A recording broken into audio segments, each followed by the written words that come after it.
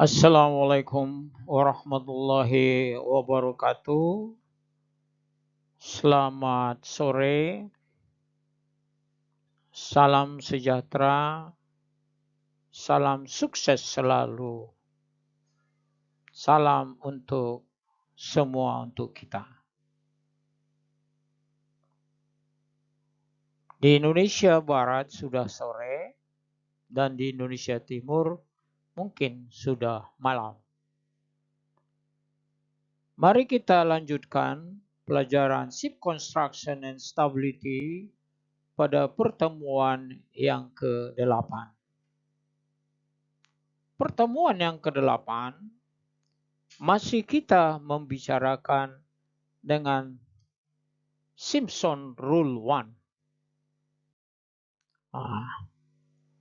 Dalam hal ini Simpson Rule 1 akan saya kembali perjelas karena Simpson Rule 1 ini tidak cukup untuk satu kali pertemuan.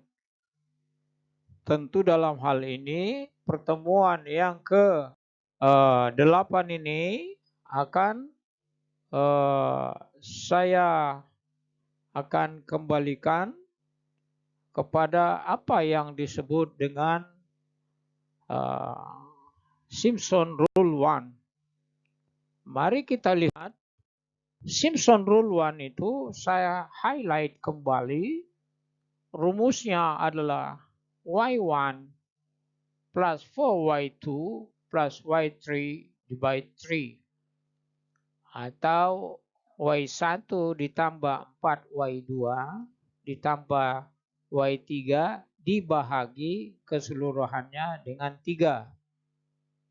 Kenapa 3? Saya highlight kembali bahwa unsurnya adalah 3. Y1, Y2, Y3. Inilah dia rumus yang harus betul-betul saudara betul-betul mengingatnya. Seperti yang pertemuan yang ke-7 bahwa Anda tidak menghitung tetapi ada nanti soal yang disebut dengan satu soal yang memakai rumus Simpson Rule 1. Jadi rumus ini harus betul-betul Bapak paham. Kalau Anda di ATT 3 mungkin masih samar-samar, sekarang tidak boleh, jadi harus. Seperti Anda ketahui bahwa Simpson Rule 1 itu berlaku untuk di haluan dan di buritan, atau Simpson Rule 1 by forward station. Jadi Anda lihat di sini Simpson Rule 1 berlaku dari forward station. Dari mana batas daripada Simpson forward station tersebut? Ialah garis tegak lurus yang diukur dari haluan paling terdepan atau bulbous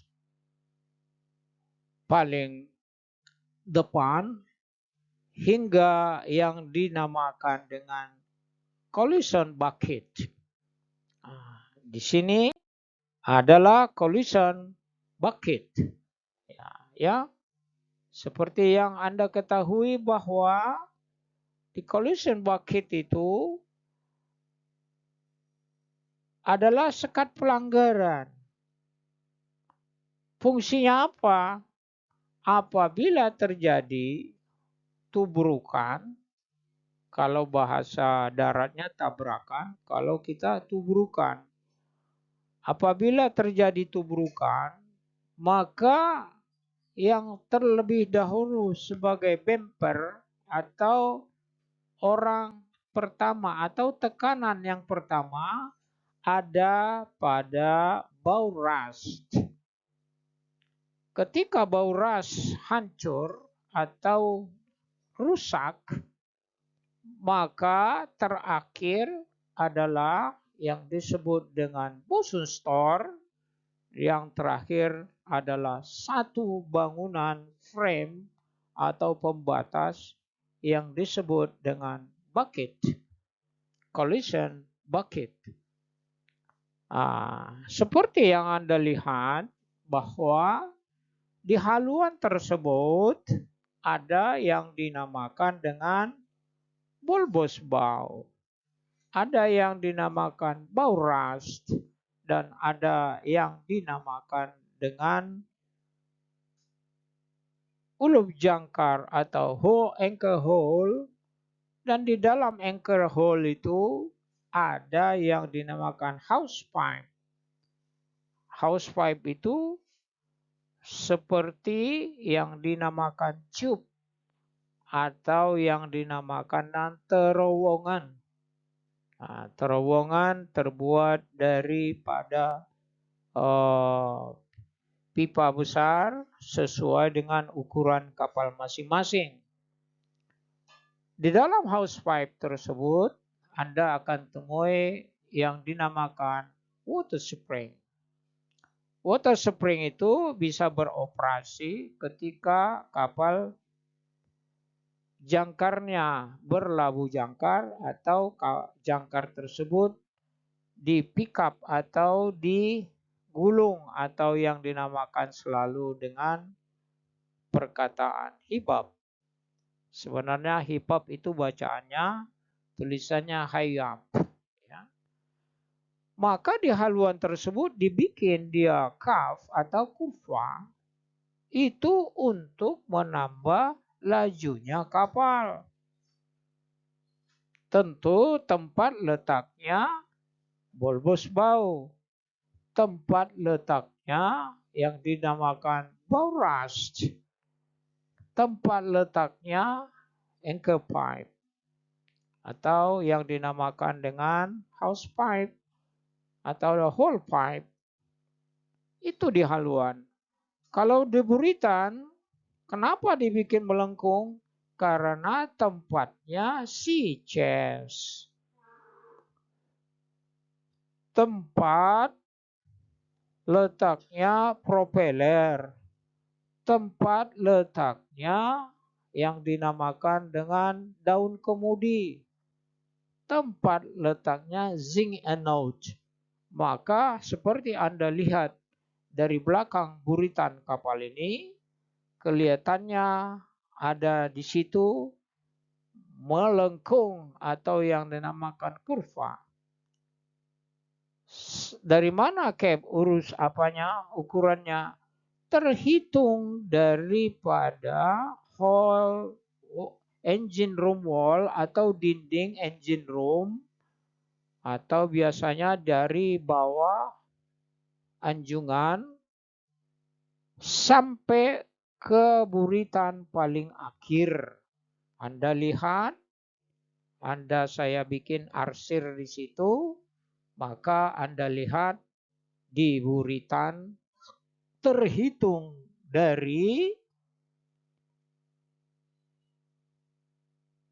dinding daripada anjungan atau dinding daripada engine room atau engine room wall sampai menuju buritan paling akhir.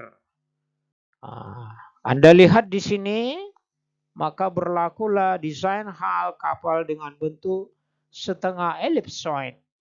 Anda lihat seolah-olah kapal itu dimasukkan di dalam kotak. Anda lihat di situ LOE, B, dan draft. Karena waktu tidak mengizinkan, hanya cukup demikian. Anda dapat membaca dan menelah kembali slide yang telah saya berikan. Apabila Anda kurang jelas atau Anda akan bertanya, silakan menghubungi saya melalui apa yang disebut dengan WA group, ada juga yang disebut dengan email, ada juga dengan per telepon. Terima kasih. Salam sejahtera, sehat selalu. See you next week. Assalamualaikum warahmatullahi wabarakatuh.